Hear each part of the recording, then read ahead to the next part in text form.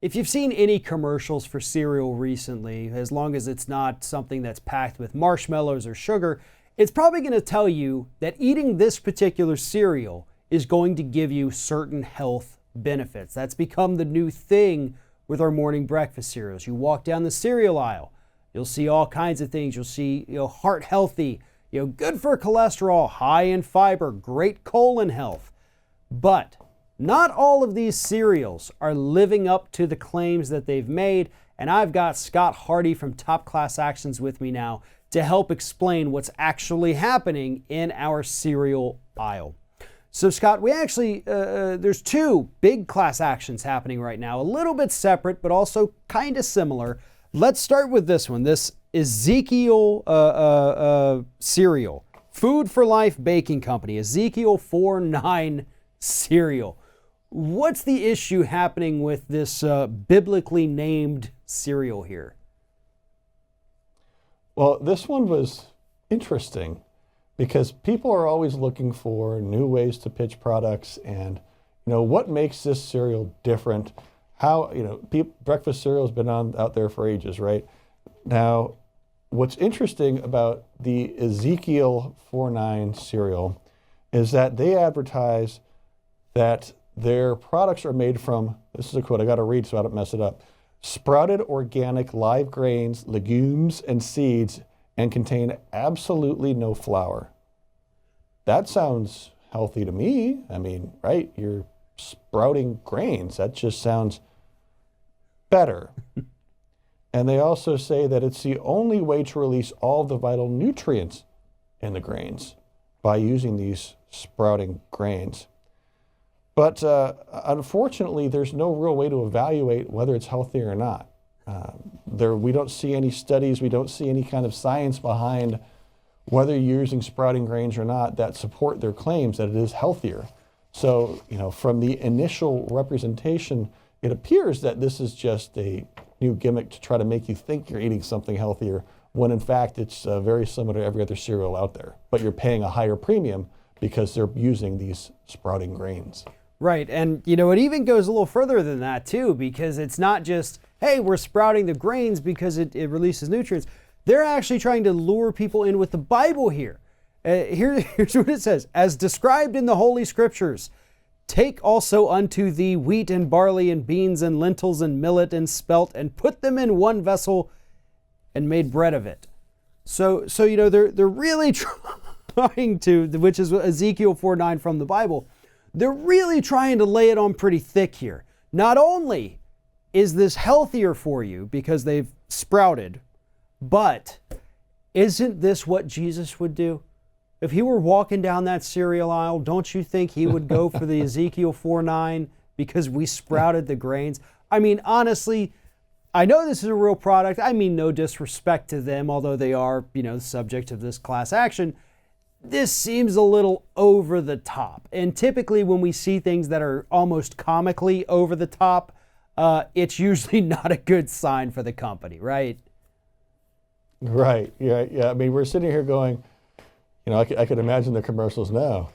The Bible says eat this food, so eat it. And not only eat it, but it's sprouting. I mean, there's live grains and they're sprouting and then they're going in your food. They're going to sprout in you like Jesus does in your soul if you eat this food. So there's also not a direct quote from the commercials. But. There's also another one, and this one to me, the false advertising, potential false advertising of the Ezekiel cereal, obviously a big deal. It's robbing consumers of their choice. There's another one here. This one has actually adverse health effects potentially for consumers, and this is the Quaker class action for their cereals, Nutri-Grain bars, things like that, granola bars, whatever it is. Tell us about this one, because this one to me, this is the one consumers need to be careful of, because this could not just not give them health benefits like the Ezekiel one, but this one could potentially harm them, make their health worse. Right, because we're seeing these Quaker Oats class actions start bubbling down through all of Quaker Oats products, whether cereals to their oatmeal, and it all comes down to glyphosate. And having glyphosate, when it's in the oats, you and I have chatted about this before, where it doesn't just simply wash off. And it's one of those things that these Quaker Oats is probably going to have to end up making a change to their actual production of all of their products, because you can't have glyphosate, which is in things like Roundup and other weed killers and is a known carcinogen, in your breakfast cereal. And Quaker Oats has already gotten hit on this on multiple sides, and we're going to see more class actions surround that until they fix their practice of using oats that have been potentially tainted with glyphosate in their cereal and other products. And this one to me is so interesting. I mean, just because there's so many different forms of liability here. Obviously, we know, based on the documents that have been, come out from some of these Roundup trials, we know that Monsanto knew. They knew the toxicity of Roundup. They tried to cover up the stories. They created these front groups to go out there and lie to us and tell us that Roundup is perfectly safe. The jury didn't buy it, thank goodness. So here's going to be the second part of the liability here. Did they let the companies who were using this product know about it? So if they did, and if we can say that Quaker Oats knew that this had Roundup in it and that Roundup glyphosate was dangerous, then they have a very obvious liability with the consumers, and they could be facing more than just these class action lawsuits for not disclosing. If they didn't know, then what we could see in the near future are all of these food makers banding together to also sue Monsanto if Monsanto hid the dangers from them, which does appear to be the most likely case here. Monsanto, Bayer, whatever they want to call themselves now, they're in for a world of hurt based on all of the people that have ingested this glyphosate, not just the workers who are exposed to it, but the people who've actually been ingesting it. The liability for this company and the lawsuits, they've really only just begun. And I predict over the next 10 years, these are cases that are probably going to rival the asbestos cases and the tobacco cases as more and more people realize that they too have been eating this Monsanto poison. Exactly, because what I can tell you from the thousands upon thousands of submissions we receive every month at Top Class Actions is that the Roundup related submissions have been increasing. And so when we first started covering it a couple years ago, and we're talking about how if you're exposed to Roundup, you might get cancer.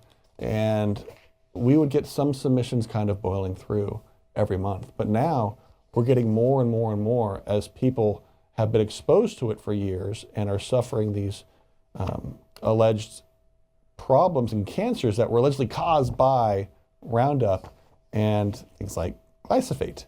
So, as you said, this is something that very well could rival something like asbestos in terms of we don't know the damages that are caused long term. We just know that this stuff can cause cancer.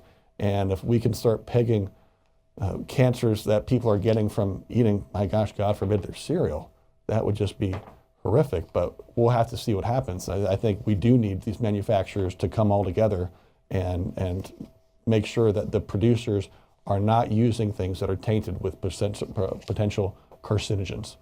Absolutely. And if you need more information on the Ezekiel 4.9 class action or this Quaker Oats class action, you can follow the links in the description of this video. Go to topclassactions.com. And while you're there, do please sign up for their newsletter. It is filled with important information that consumers of every background need to know about, because these are products that affect our daily lives, and we need to know exactly what is happening with them. Scott Hardy from topclassactions.com, thank you very much for telling us these stories today. Thank you, Farron.